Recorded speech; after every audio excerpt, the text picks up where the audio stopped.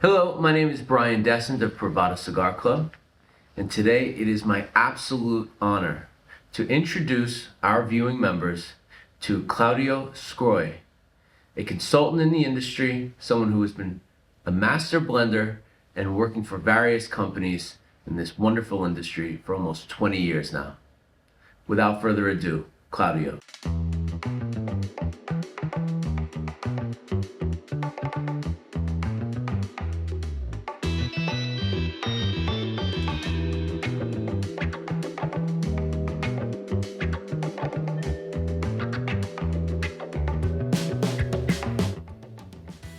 I'm Claudio Sgroi, master blender and cigar consultant. I have 20 years of behind the scenes of the cigar industry. I know all the secrets.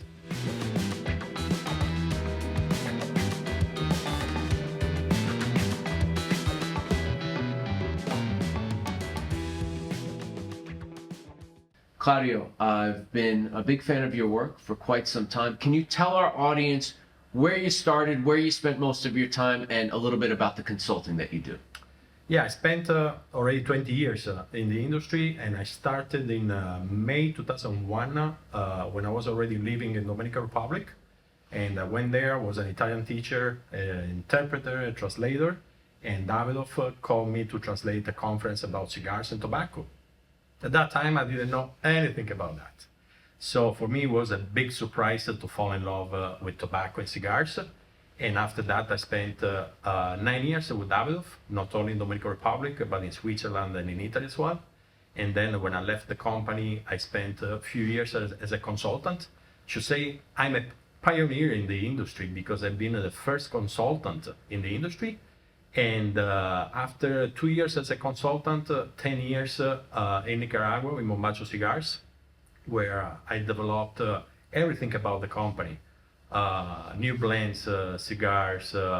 I discovered what is today Casa Favilli, a beautiful mansion, historical monument in town that we converted in our factory.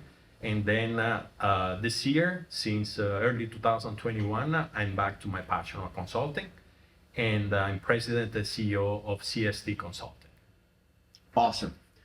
Okay, so Claudio, what an amazing story. You were asked to come to Davidoff to interpret. Tell us about how that story unfolded and what your experience with Davidoff. And obviously, Zeno had passed before you got there, but tell us about your experiences and if you noticed any traces he left behind. So Davidoff, for me, the big discovery of tobacco, those huge, beautiful green leaves in the fields in Dominican Republic, and then Henke Kellner, the master behind Davidoff, that was the combination that made me in love of cigars.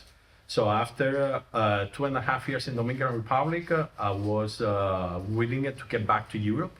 So I had the huge chance to get a job in Geneva. And in Geneva, there is the still in Rue de Rive, the shop where Zeno Davidoff worked his entire life. So it is not only to discover tobacco in the fields with the people working with tobacco and making the cigars, but as well that feeling of the presence of Zeno Davidoff in Geneva. And it has been an amazing experience because when I started in Dominican Republic and then finishing my career, at Davidoff as a brand manager, I could say that I started from the seed down to the ash. Okay, so you got to work in this shop, and that's where Davidoff was formed, basically, correct? Yes, because that's the place where, all the cigars of the company started selling back in the 60s, in the 50s. Then, of course, the evolution of the brand into, Dominican Republic and those things, but that was the place where Davidoff worked. Okay, so you're one of the few people that we know that's been here that has had the opportunity to smoke Davidoff cigars that were made in Cuba and then smoke the Davidoff product that was made in the Dominican Republic. So tell me, how do they compare? Do they compare? What's the difference? Is it a joke trying to mimic or create what Cuban tobacco can do? Yeah, that's a beautiful question. I would say that when you smoke a cigar that is 30 years old, it's a different experience. And I would say that you got to be sure of that cigar. where it's been stored for how long, what temperature, what humidity. Otherwise, the tobacco after 8, 9, 10 years is going to be down in flavors. It's going to lose the oils that gives you the aromas. So it is quite impossible to say, okay, what's best, the Cuban Davidoff, a Dominican Davidoff? First of all, they are completely different. So when they started, production in Dominican Republic, they turned the page of Cuba. So it's different. But again, you want to compare a 30 years old cigar with a 3 years old cigar made with different tobacco in different country? Don't compare that. Okay, so that leads me to my next question. I'm sure somewhere during your travels you've had the opportunity to work with, maybe not on a commercial level, but to work with some Cuban tobacco. I've already, in my short 4 years of making cigars with people, have already been introduced to people who have some Cuban tobacco. So my question to you is, without the forbidden fruit mentality that the American consumer has because of the embargo, let's talk about that. Where do the different continents or countries' tobaccos rest for you? You've been in Nicaragua, you've been in Dominican Republic, you've been a master blender, you've probably been exposed to Cuban tobacco, Honduran tobacco, Costa Rican tobacco. Tell us about the different countries, what you feel like the characteristics are of those different tobaccos. I like to use an example that is a lot more accessible to everybody, like wine. Okay, in these days we drink a lot more wine and we know a little bit better. What about the wine from Italy, from Spain, from France, from Chile, from California, from even New Zealand? So it's not the same thing, but quite the same philosophy behind, because every terroir, as they say in wine, we can use it as well in tobacco, it's different. It's different than take Nicaragua, for example, where I spent the last 10 years. It's amazing how to see the soil is different. We have a dark soil, which is a volcanic soil. We have a red soil. So the combination of those makes the tobacco from Nicaragua very unique, especially when you plant certain kind of seeds that they are very, very well for that terroir, for that soil. Then you go to Dominican Republic, of course, a different soil, different seeds. And the beautiful thing is with time, now we are smoking better cigars. Why better cigars? Because we understand better the soil, we understand better how certain seeds can grow in certain soils. So we are making that selection in a way to get the best tobaccos from the best soil, not only because we are there, we are planting tobacco there in the seeds, but as well because we want to have a certain stimulation and aromas from certain seeds and certain terroir. So that's the beautiful thing in cigars today. We're smoking really better cigars because of soil and seeds, and then of course all the process of fermentation and those things. Okay. I'm going to ask you about each country's tobacco. I know that there's multiple different types of strains of tobacco that are grown in each country, but I want you to give me as close to a one-word answer as you can about the character of Dominican tobacco. Dominican tobacco, classic aromas, a little bit nutty, a little bit earthy. They are more classic in the kind of way that certain seeds since a long time they are still used, like the Olor Dominicano. The Olor Dominicano is the seed that is going to give you that characteristic of when you smoke it, you say, this is a Dominican cigar. Take Nicaragua, one word, versatility, because of the soils and the seeds. But I should say that the soil in Nicaragua is not hard like in other countries where the cigar industry is old 150 years. So more power, more spiciness, the strength is different. Honduras, kind of different, very nutty. It is not a very strong tobacco, but there is, remember the Corojo, the original, the original one is there. So you can find that characteristic of the Corojo only from Honduras. Then you have Brazil, beautiful tobaccos from there. Spicy, not very strong. I don't want to talk right now about wrappers because there is a revolution in wrappers since 10 years, but about tobaccos for filler and characteristic, I would say find the power in Nicaragua, find some characteristic of aromas in Dominican Republic, refine that with some true Corojo in Honduras. We are going to have a beautiful blend. Wow. Wow. Have you had a lot of experience with Costa Rican tobacco? Costa Rica keeps coming up a lot. Yes, and you know what? It is very peculiar because certain aromas in the Costa Rican tobacco you cannot find in any other tobaccos. I've been smoking a few cigars made in Costa Rica. Actually, one of my good friends, he has a small factory down there. And I would say there is not only Costa Rica, there is some tobaccos premium for fillers you can find even in Paraguay, Wow. in Colombia. There is a lot of countries, United States, of course, the famous Pennsylvania and Connecticut, and the dark fire cured in Tennessee or in Kentucky. The thing is, don't stay with one tobacco, one country. Stay where the quality is. Find a blend that is made in a way that it has a few things. For me, a blend, my philosophy has been always balance, aroma, and consistency. What it means? Aromas, of course, gotta have some nice aromas, like you feel like a good espresso. When we say coffee beans and those things. Then the balance, gotta be balanced between the strength of the aromas and the physiological strength of the cigar, right? If it's too strong, but the aromas are not enough strong, you're not supporting those. So you do not have the balance. And that's consistency. Gotta be consistently good, but as well, I would translate into the aftertaste, because remember, cigar should be smoked from the beginning to the end without nothing. Why? Because of those three things. So if you find a cigar with those three things that it fits your palate, go for it. Wonderful. I have to bring some attention to what I call the Privada craft movement, or the craft movement in cigars right now. And what I mean by that is basically, we went from the cigar boom of the 90s into the boutique movement. And the boutique movement was really focused on smaller brands. Yes. Okay? But they were still just brands. Now we're getting into, with this whole thing that we're doing here, the craft, what I call the craft movement. And although it's sort of an unoriginal name, it's the only way to describe what we're talking about. We're getting to the folks like you who actually make the product, and we're shining light on that. How do you feel about that as someone who makes the actual products? So, I would say I was born in the industry with or at the same time of the craft movement or trend, or there is a few words that we can use that. But speaking French, I would say the word boutique.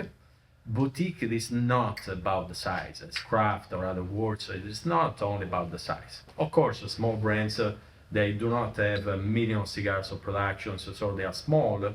And boutique, it is something smaller, but more than that, it is taking care of the details, the tobaccos, the blending, the aging of the cigars, the details that will make the difference. So this craft movement has been growing very fast, and in a way that now is taking space in the shelves of major brands that of course are made in mega factories that make millions of cigars a year.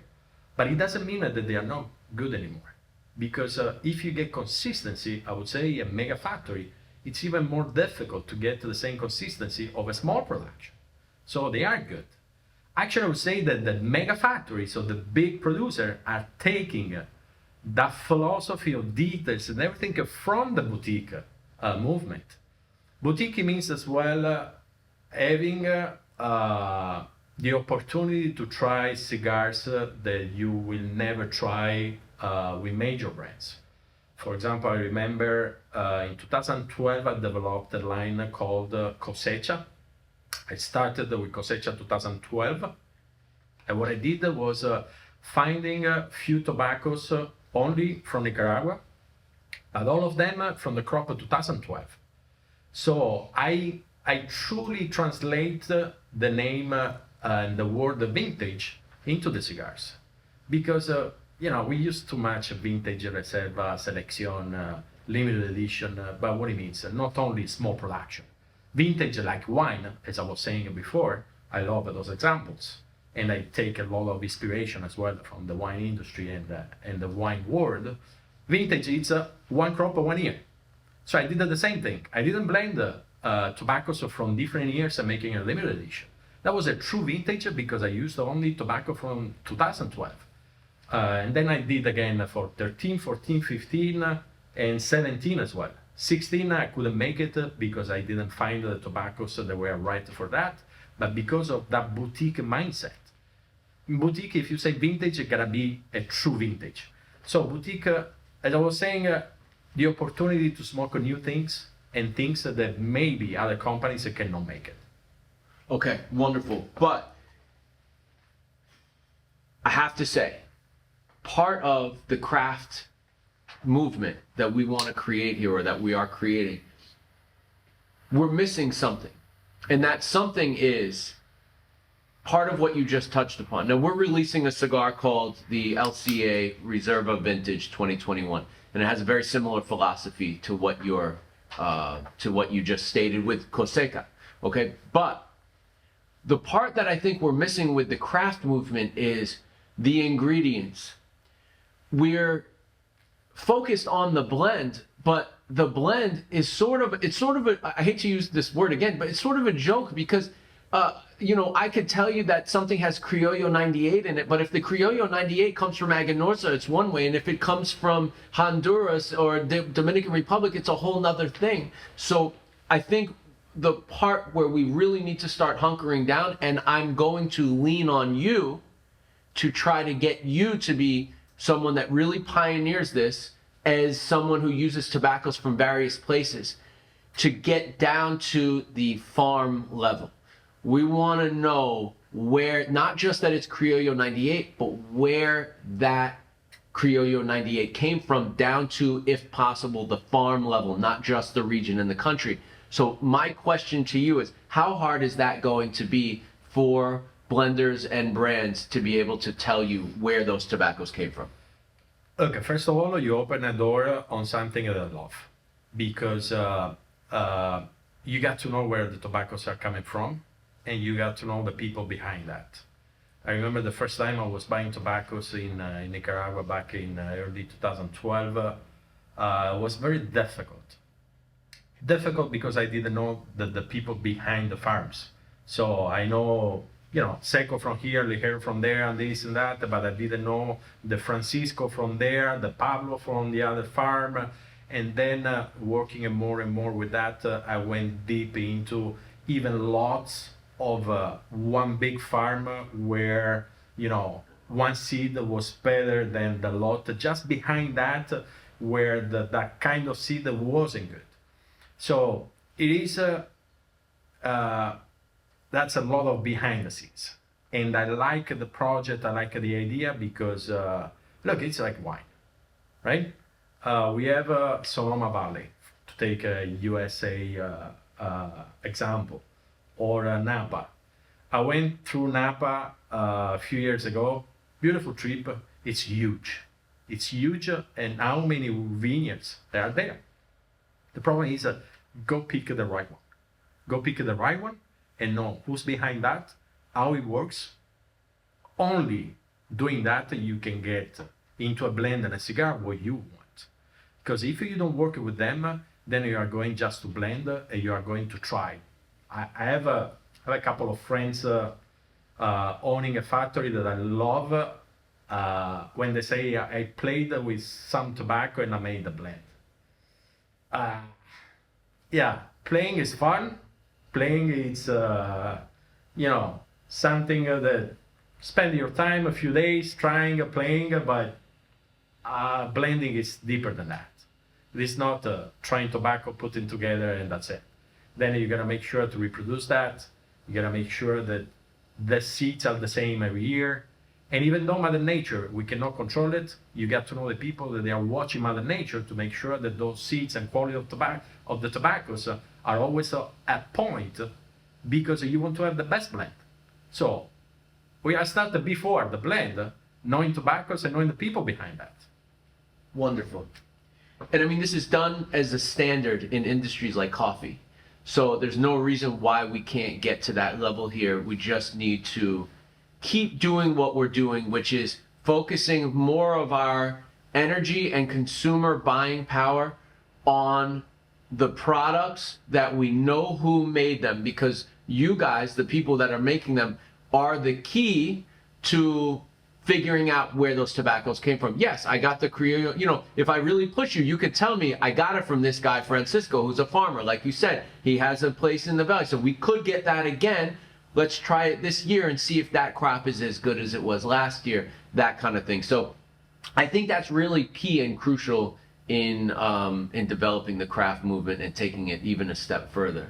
So you made a cigar for Privada Experience. You're part of the first batch of Privada Experience. Can you tell us about this cigar, wrapper, binder, fillers, maybe where the tobaccos come from, and what you were creating with this thing? So for the cigar created for Privada, we went deep into the Dominican Republic farms for San Criollo. We used an Habano wrapper, but this is from Ecuador. And what we did was creating an aroma and balance that wasn't only coming from the general consumption of Criollo from Dominican Republic or Corojo, the other tobaccos.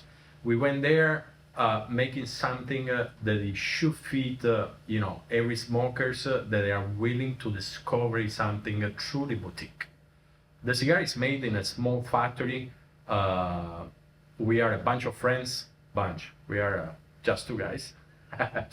But when we started that project, it was with the mindset of saying, oh no, it's not a Privada, it's, a lot of people can smoke that. It was try to make something different than everything that is right now available, like Privada or other places, because a couple of things. First of all, consumers deserve better cigars. So all the energies were, in selection of tobaccos, in the blending, in the balance, in the aromas. And then why with Privada?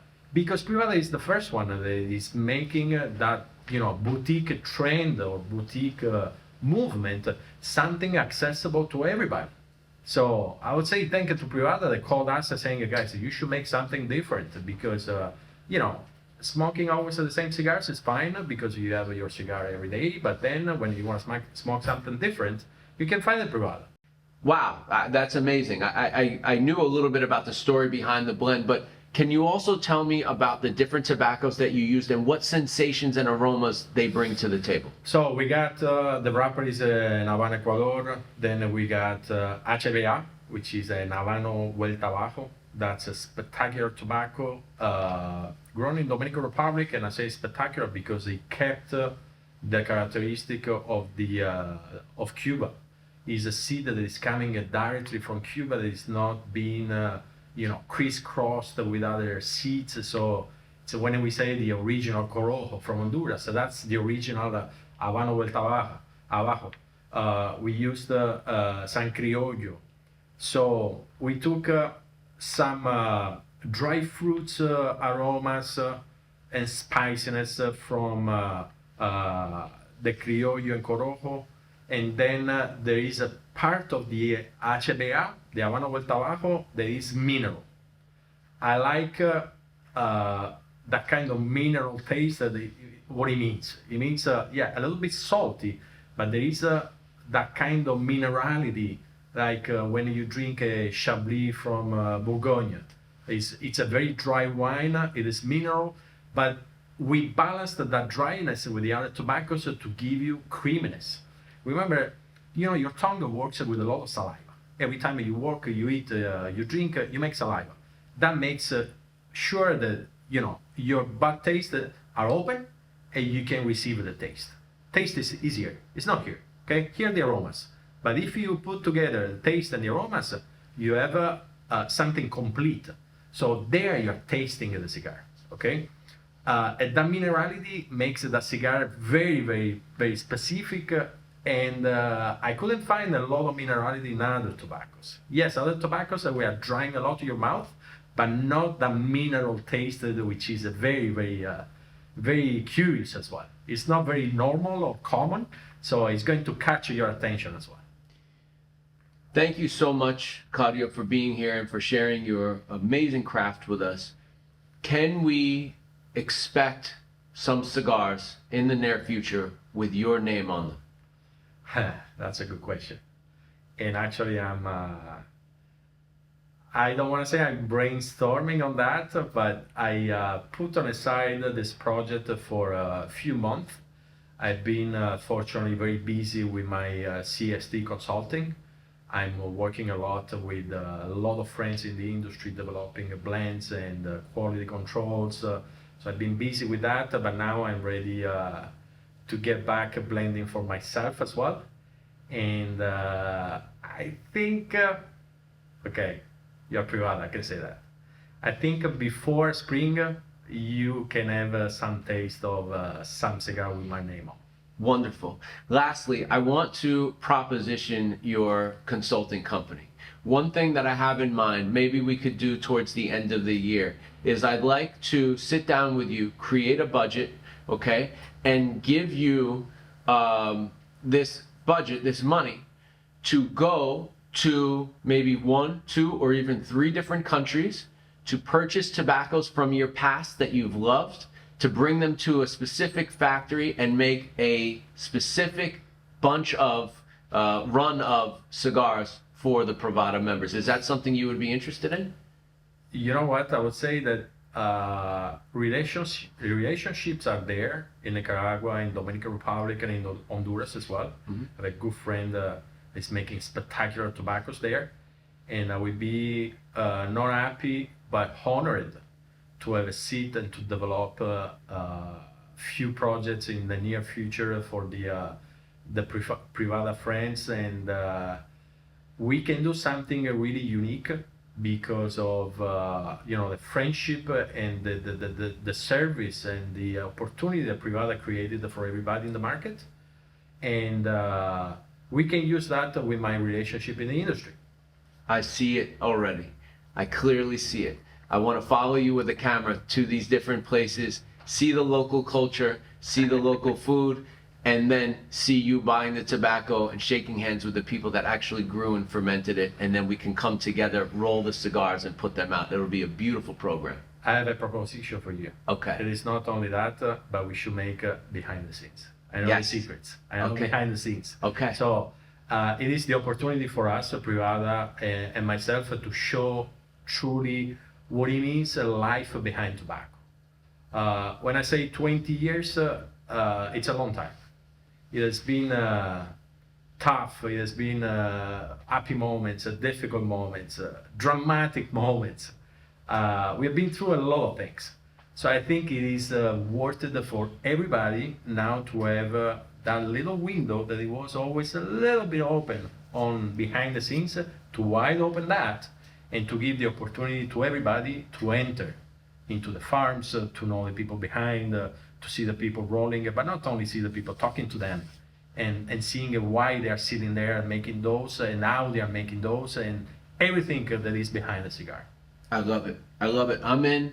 Let's talk about it. Let's chop it up and make it happen. Claudio, again, thank you so much for being here. It's an honor to have you. It's an honor to introduce you to all my friends, family, community, with the Privada Cigar Club and the Limited Cigar Association, and we look forward to smoking some of your art. Thank you so much. Huge opportunity for me to be here today. Finally, I can talk to a lot of people through this channel, and stay tuned. There is good things coming. Peace.